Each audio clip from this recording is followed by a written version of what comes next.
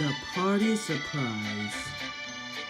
Every Christmas, Mr. Percival holds a special party for his family at his house. His house is right next to the Scullery Railway Depot, so all of the engines can enjoy the party too. It was the day of the party. Luke was talking with Colin the Crane. Luke had just arrived on the island. He was excited. "This'll be the best party ever," he puffed cheerily. Then Mr. Percival arrived on Zoomer. "All this cargo must be loaded before the party," he said. "Yes, sir," said Colin. "You can rely on us." "I must visit Lower Tidmouth Station," he added.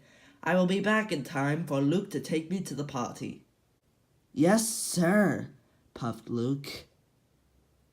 Luke told Colin all about the party. "There'll be decorations, presents, and a big tree covered in lights." Luke was excited. Colin wasn't. "I've never been to a party." Colin was fixed to one spot. He couldn't move from the siding. "We never have parties at the docks." Then Luke had an idea. "Maybe this year we can have the party at the docks. It can be a surprise party for Colin," he puffed cheerily. Luke was going to tell Mr. Percival that he wanted to have the party at the docks. "I have to collect another flatbed," Luke told Colin, and he raced away. Luke found Mr. Percival riding away on Zoomer. Then he saw Freddie pulling some presents and decorations. "Those must be for the party," thought Luke. "I have to stop Freddie from getting to Mr. Percival's house." So Luke didn't go after Mr. Percival. He went after Freddie instead. "Freddie!" called Luke. "The party's now at the docks." Freddie was surprised. "It will be a surprise party for Colin. I'll take your freight cars." "All right, Luke," said Freddie. Luke arrived back at the docks. "Leave the trucks here until I come back," he told Colin. Colin was puzzled, but he had a lot of other work to do, so he didn't mind. Luke puffed away to find Mr. Percival. On the way, he met Bertram. He was carrying something long and pointy. "It's a tree for the party," he said. "The party's now at the docks," said Luke. Bertram was surprised. "It's a surprise party for Colin," added Luke. "I'll take your flatbed." "All right, Luke," said Bertram. Luke arrived back at the docks. "Leave this flatbed here until I come back," he told Colin. Colin was puzzled, but he had a lot more work to do, so he didn't mind.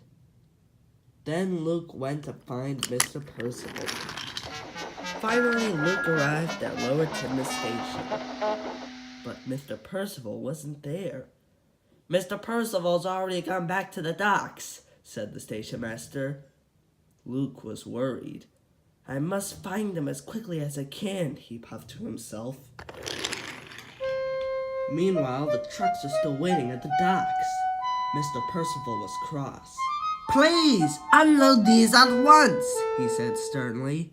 Luke had told Colin to wait for him, but Colin didn't want Luke to get into trouble. "Yes, sir," he told Mr. Percival. Then Mr. Percival went to look for Luke. Finally, Luke arrived back at the docks. "I waited for you, but Mr. Percival told me to finish the job," said Colin. "It's all done now." He was pleased. Luke looked down in the water. He wasn't pleased at all. The lights, presents, and the tree were floating away on Bulstrode the barge. The children would soon arrive at Mr. Percival's house, and there was nothing there for the party, and there was nothing at the docks either. "Now no one will have a party," Luke puffed to himself, "and I still have to find Mr. Percival." Then Luke saw Mr. Percival. He knew what he had to do. "Where have you been?" asked Mr. Percival. Luke told Mr. Percival all about the party. "It was a surprise for Colin, sir," he said. "Colin has never been to a party." Mr. Percival thought that having the party at the docks was a very good idea. "But you should have asked me first," he said. "Yes, sir," said Luke. "If I work quickly, I can still set everything right." "Be quickly now," said Mr. Percival. Then Luke called out to Bulstrode. "Stop! Please turn around and go back to Colin," he said. All right, hold your steam," complained Bulstrode, and he turned around. Then Luke went back to Colin. "I wanted to have a surprise party," he said, "for you." "For me?" Colin was surprised and delighted. So Colin quickly unloaded the decorations. Then Luke went over to Mr. Percival's house. "The party's now at the docks," he told the children.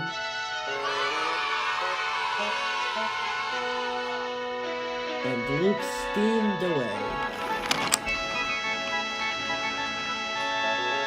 That evening, all of the Scarlotti Railway engines were at the docks. The tree was covered in lights. And so was Colin. "What a wonderful party," he said. "Thank you, Luke." Luke felt very happy. The other engines whistled and tooted. The children cheered and cheered. It was their best Christmas party ever.